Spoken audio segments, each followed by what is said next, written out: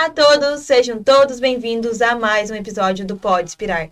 Eu me chamo Maria Vitória, aluna do terceiro ano de Engenharia de Produção, e hoje, pelo terceiro episódio do nosso tema de feminicídio, que é um tema super importante que a gente está abordando nesse mês de julho, a gente vai ter como convidada, ela que é da Secretaria da Mulher de Paranaguá, a Daiane. Muito bem-vinda ao nosso episódio, ao nosso podcast. Obrigada, eu que agradeço o convite, ainda mais falando de um tema tão importante e que tem tudo a ver com a secretaria onde estou, né? Sim. Então, para a gente começar a nossa conversa, eu queria saber quem é a Daiane, contar sua história, sua vida. Conta um pouquinho para nós. Tudo bem. Eu vim de Tubarão, Santa Catarina, muito pequena aqui para Paranaguá. Meu pai era ferroviário.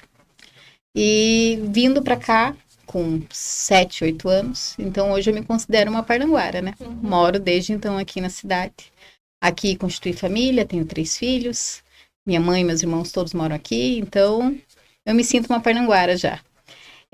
Sou servidora municipal faz 20 anos, sou professora da rede municipal. E já desde 2018 eu vinha trabalhando com o atual prefeito Adriano Ramos nas campanhas dele, ajudando a formular plano de governo, auxiliando na campanha no que fosse necessário, porque minha primeira formação é letras. Sim. Então, tudo que era necessário de correção, e inclusive de formulação de propostas, a gente ajudou, auxiliou. Até que um pouco antes, agora dessa última eleição, ele pediu que eu, como diz ele, que eu virasse um pouquinho a chavinha, de não trabalhar só na educação, mas que me focasse um pouco mais na política voltada à mulher, para ajudar nessas propostas e no que a gente poderia vir a fazer. E foi aí que eu comecei a realmente estudar a política da mulher, e depois ele me fez esse convite de assumir a Secretaria da Mulher, que é onde estou hoje.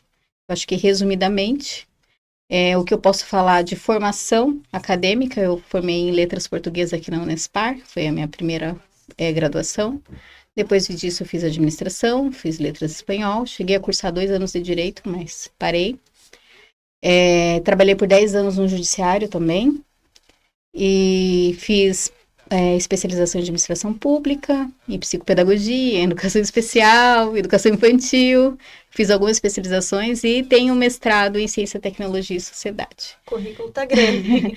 Eu estudo bastante, gosto de estudar. Então, foi a partir daí que eu comecei a estudar a política da mulher, entender um pouco mais e depois aceitar esse desafio, que é um desafio, uma secretaria nova aqui em Paranaguá, e na verdade é uma política nova nacional, né? O Ministério das Mulheres não é tão antigo assim, também é recente.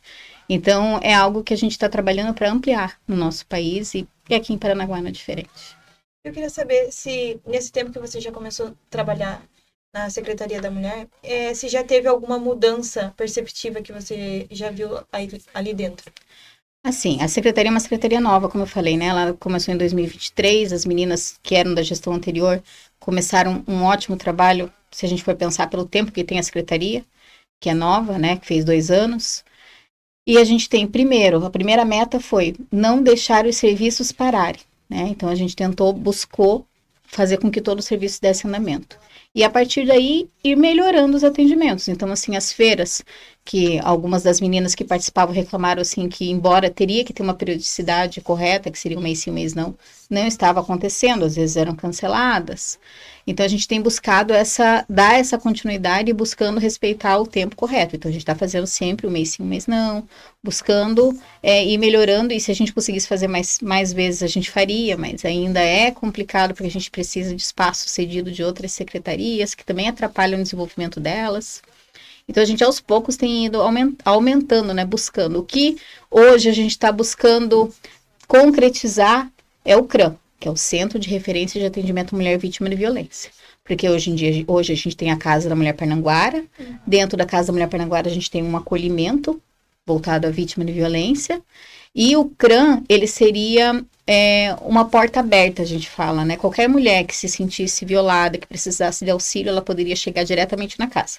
Hoje, se fosse pensar pela normativa, embora ela não tenha uma regulamentação, assim, legislação de funcionamento, como ela é só um acolhimento, ela deveria vir com referência. Então, ela tem que ser levada até a casa pela guarda, ou pela assistência, que às vezes também ocorre, né, de assistência social, que agora é sem FAC.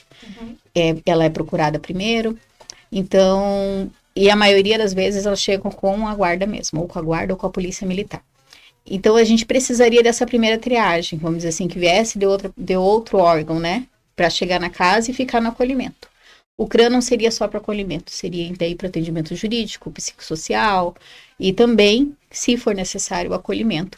Porque da Casa da Mulher a gente faz todos os encaminhamentos que a mulher vítima de violência precisa para poder seguir a sua vida e tentar sair desse ciclo de violência, né? Então a gente busca exatamente isso, é tentar fazer com que essa mulher não retorne, vamos dizer assim, para aquele ciclo, que não retorne às vezes para aquele homem. Claro, a gente não pode obrigar.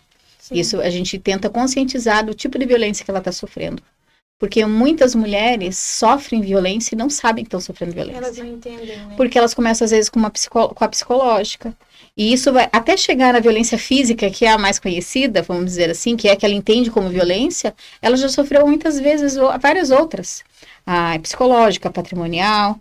Então, muitas vezes só se entende como violência porque apanhou. E não é. Então, assim, se ela está sendo, às vezes, isolada da família, se o marido controla toda a gestão financeira da casa, ela não tem acesso. Isso principalmente se ela trabalha também, né? Porque tem mulheres que trabalham, têm a sua autonomia financeira, deveria ter, pelo menos, mas que o dinheiro é entregue todo na mão do marido. Sim. É o marido que faz toda a gestão. Há algo de errado nisso? Depende. Né? Ela tem acesso livre a esse dinheiro? Ela pode comprar algo ou é tudo regulado? Então, às vezes não é visto como violência, mas é uma violência. Então, assim, para a mulher perceber a violência que ela está sofrendo, às vezes ela demora. Só quando chega na física que ela percebe. Então, tudo isso faz parte da Secretaria, vamos dizer assim, do trabalho da Secretaria da Mulher. Fazer com que ela saia desse ciclo de violência, que ela tenha independência econômica, que ela tenha uma dependência psicológica afetiva, né? E muito, eu até mesmo não sabia que aqui em Paranaguá tinha esse Centro da Mulher. Foi até com a nossa primeira entrevista com a Márcia Garcia que ela nos citou. E eu acho que ainda está pouco midiático ainda para a sociedade aqui em Paranaguá. Muitas mulheres que estão sofrendo ainda não conseguem achar esses meios para denunciar ou pedir ajuda, né? Então eu acho que com esse novo projeto que vocês estão dando em frente, eu acho que vai ser melhor ainda, ter mais mulheres pedindo ajudas, né? Hoje a gente tem assim, primeiro, em toda entrevista que a gente vai, a gente fala do serviço da secretaria buscando divulgar realmente. Muitas pessoas não sabem da existência da casa. Não sabem que se apanhar hoje eu não tenho para onde ir, não tem um lugar para onde ir. E às vezes a mulher não fala isso também no momento da ocorrência, ou às vezes não tem coragem de chamar a polícia, vai direto à delegacia. Então, por isso a gente trabalha nessa divulgação. A gente acredita que com o CRAM vai ser mais fácil essa entrada, mas hoje em dia, qualquer mulher que procure a Secretaria da Mulher e que necessite de ajuda, a gente tenta, dentro das nossas limitações, vamos dizer assim, ajudar da melhor forma possível. Então, a gente dá a instrução que for necessária, a gente faz encaminhamento jurídico. A secretaria hoje, ela está localizada ali no terminal urbano. Então, bem ao lado fica o que a gente chama de PAN, que é outro equipamento da Secretaria da Mulher, que é o ponto de atendimento à mulher. Nesse ponto de atendimento, o foco é o atendimento jurídico. Não, a advogada, vamos dizer assim, não entra com a ação, mas ela faz o encaminhamento, a gente tem uma parceria com a Defensoria Pública aqui, e essas mulheres quando elas são vítimas de violência, ela tem prioridade no atendimento. Quando não são vítimas de violência, nós estamos atendendo também, porque tem mulheres que, assim, às vezes procuram questão de pensão alimentícia, de divórcio, e querem, às vezes, uma instrução de como fazer, do que pode fazer. Então, a nossa advogada, que fica lá, às vezes a gente precisa marcar horário ou não, então depende da situação, às vezes a mulher chega lá e ela está disponível e já pode atender. Uhum. Então, a gente faz esse atendimento e o encaminhamento para a defensoria, para ela poder entrar com a ação, o que ela é necessário levar, quais são os documentos, tudo isso, todas as informações são feitas do PAN. E se uma mulher vítima de violência aparecer lá, elas também vão instruir, se precisar ficar no acolhimento, elas vão entrar em contato com a casa, porque já estão todas instruídas a esse princípio. Então, assim, hoje eu acho que o acesso está fácil. Muitas vezes é o desconhecimento mesmo, então por isso a gente tem que trabalhar sempre na divulgação desses serviços, para facilitar com que as mulheres cheguem. Quanto à casa, realmente, a casa ela não tinha sido muito divulgada, ela tinha um sigilo devido ao acolhimento, porque ela estava relacionada a um acolhimento relacionado à assistência social. Uhum. E quando um acolhimento ele é relacionado à assistência social, ele tem uma obrigatoriedade de sigilo. Dentro da política da mulher, o acolhimento pode ser de forma diferente, não precisa ser sigiloso. porque a gente vai atender aquelas mulheres que, embora esteja ali numa situação difícil, ela não está com risco, sofrendo risco iminente de morte, por exemplo, né? Se for um caso muito mais grave, a gente acaba podendo fazer transferências, a gente faz recâmbio de vítimas. Então, hoje, se uma mulher é agredida, sai de casa, não vai voltar para casa, ou porque a casa é alugada, não é de nenhum dos dois, por exemplo, não tem nem como retornar. Tem um parente em outra cidade, a gente faz esse recâmbio também. Então, a gente leva essa mulher ou consegue passagens para que ela vá e retorne para sua família e consiga se reestruturar. A gente busca todos os encaminhamentos possíveis. Se precisa de transferência das crianças, se precisa de atendimento para Bolsa Família, tudo que a gente pode fazer para auxiliar essa mulher a sair desse processo de violência, porque é um processo, não é um único ato, né? A gente busca fazer através da Secretaria da Mulher. Sim, muito importante essa ajuda que vocês dão a essas vítimas. E eu queria saber agora, se você já teve algum caso que te marcou profundamente. Olha, como sou professora, na minha vida particular eu não tive, graças a Deus. Mas, como professora, a gente vê muito isso nos alunos, né? Claro que não tem como citar situações aqui, porque a violência, quando ela não ocorre só com a mulher, né? Ela afeta diretamente os filhos. A gente fala que ela é uma violência intrafamiliar. Ela não ocorre só com a mulher.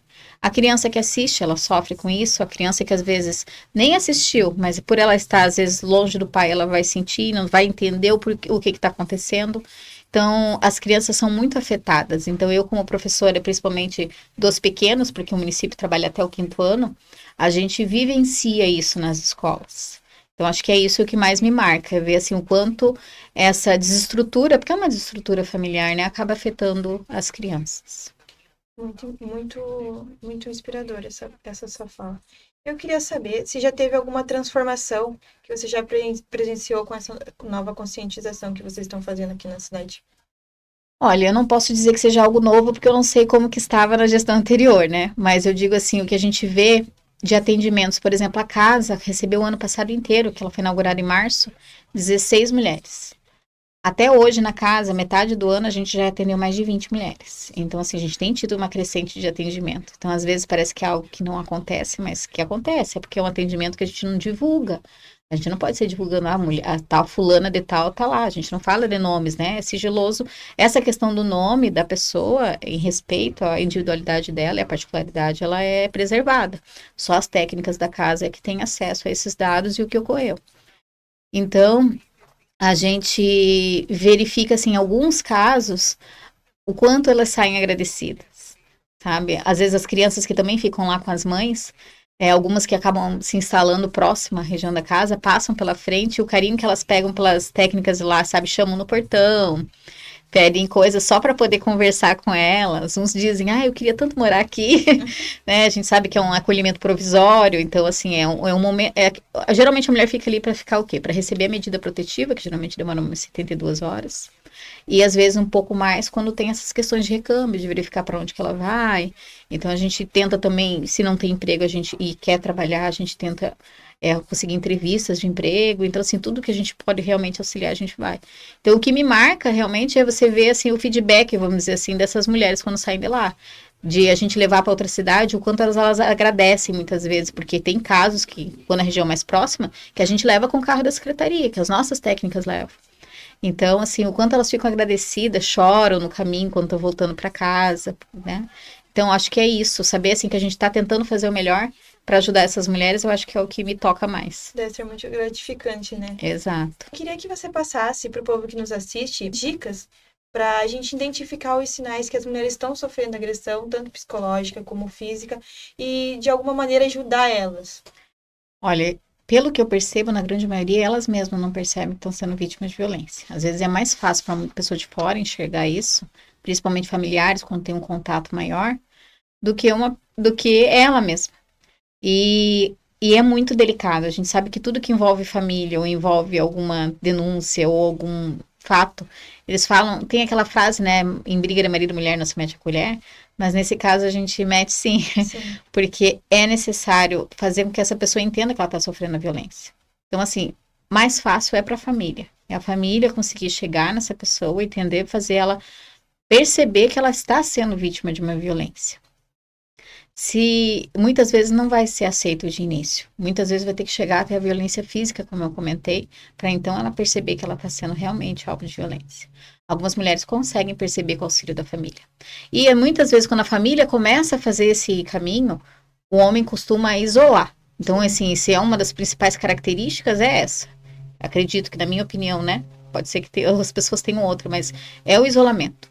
É fazer com que essa pessoa tenha menos contato possível com a família, não saia mais com amigos, muitas vezes nem trabalhe, porque daí a gente entra com a outra violência, como a gente falou, patrimonial. Se essa mulher não tem dinheiro para sair, se ela não fala com ninguém, vai ficar em casa, trancada o dia inteiro cuidando do filho.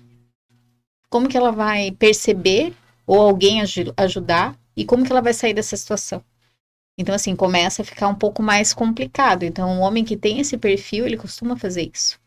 Então, a dica que eu dou é, mulher, como mãe, como mulher, sou casada, sempre trabalhei. Então, acho assim, a autonomia, é claro, respeito a opção de quem prefere ficar em casa cuidando dos filhos, mas a autonomia que a gente pode ter, que a gente tem, vamos dizer assim, trabalhando e tendo uma vida também além da doméstica, ela nos proporciona esse conhecimento e coragem também, porque você não depende daquele homem exclusivamente. Então, se você verificar que está passando essa situação, você consegue sair.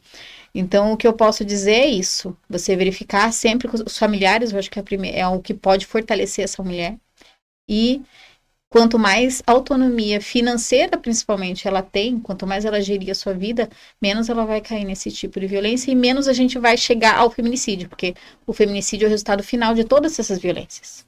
Né? A violência moral, patrimonial, a psicológica, até chegar na física. Então, o caso final é o que a gente não quer que chegue, né? Essa pessoa perder a vida, muitas vezes a criança perder a mãe, porque não foi feito nada antes. Sim. Eu queria que você deixasse para o povo que está assistindo alguns canais de denúncias que tem. Então, a gente tem os canais de denúncia, vamos dizer assim, nacionais, que são amplamente divulgados, mas eu vou focar aqui em Paranaguá. Sim. Você, mulher que está vítima de violência, o que você pode fazer? A gente tem a Patrulha Maria da Penha, como a Márcia Garcia, você comentou que já estava aqui. Então, é um canal de denúncia direto que eles podem atender. O que eu digo, você está sofrendo violência agora, o principal caminho que a gente recebe as mulheres é através da polícia ou da guarda municipal. Então, assim, é denunciar para poder conseguir sair em segurança daquele local e ser encaminhada e poder receber ajuda. Eu acho que é o principal canal. Mas, aquelas que não querem chegar a isso, a gente tem o PAN, como eu falei. Pode chegar ali no PAN, conversar com as meninas que estão ali para receber, ou na Secretaria da Mulher, e a gente vai fazer os encaminhamentos necessários do que for necessário para nossa mulher aqui em Paranaguá. Muito obrigada. A gente vai colocar todos esses contatos e os números nacionais na nossa descrição do nosso vídeo. E agora a gente indo para a nossa pergunta final, que não está no nosso roteiro e que vai com o nome do pod. Eu queria te perguntar, Daiane, quem é a sua inspiração? Eu acho que a minha inspiração, como a maioria das mulheres, é a minha mãe. É batalhadora, ela chegou a se divorciar do meu pai, criou os filhos, por isso que eu falo tanto, acho que da autonomia feminina, da gente poder trabalhar. É difícil, gente, eu tenho 3 filhos, eu sei a dor no coração que deu em cada um de eu ter que deixar na escolinha para sair para trabalhar, e muitas vezes a gente sai de lá chorando, mais que eles, né? Às vezes eles estão lá com a professora de boa e a gente sai chorando. Porque a gente também se apega a ficar com a criança. É difícil, só que é o que nos liberta também, é o que faz com que a gente, se tiver que se separar e não tiver bom, a gente vai ter condições para isso. Como eu falei, eu acho que a autonomia, principalmente financeira, muda muito a vida de uma mulher. É muito importante. Então, a minha mãe sempre trabalhou, sempre foi batalhadora, criou os filhos, com muita dificuldade às vezes, porque o meu pai também nem sempre pagava pensão, teve questão dele ficar desempregado, e depois ele faleceu, então assim, ela ficou sozinha criando os filhos. Então, acho que ela é minha principal inspiração hoje em dia. Queria agradecer a sua participação no nosso podcast. Tenho certeza que o seu trabalho vai mudar muito a vida das mulheres aqui em Paranaguá. E eu queria que você deixasse suas redes sociais para o povo pesquisar, entrar em contato com você também. Olha, eu vou dizer que eu não sou muito das redes sociais, mas assim, procurem as redes sociais da Secretaria da Mulher, da Prefeitura de Paranaguá. Eu acredito que no meu Facebook tá Daiane Ávila, E deve ter alguma coisa do tipo lá também no Instagram. A gente dá uma pesquisada e coloca na Isso, peço que entre no da secretaria, porque na verdade a maioria é divulgado pela da secretaria e pelos próprios da prefeitura de Paranaguá. E, como eu falei, coloco à disposição a Secretaria da Mulher ali no terminal, o PAN, a Casa da Mulher que fica no Embu-Guaçu, e a gente coloca à disposição de todas as mulheres de Paranaguá que, se precisarem, é só nos procurar. Muito obrigada pela sua participação. Todos esses detalhes vão estar na nossa descrição do vídeo. E antes de acabar o vídeo, eu queria citar uma frase, que violência contra a mulher não é problema só de quem vive, é responsabilidade de toda a sociedade. Então, você que assistiu esse vídeo até aqui, não esquece de deixar o like, deixa um comentário, coloca também quem que você acha que a gente pode trazer para os próximos temas. Não esquece de seguir a gente no Instagram, no TikTok e também de ouvir a gente no Spotify. Então é isso, um beijo e até mais.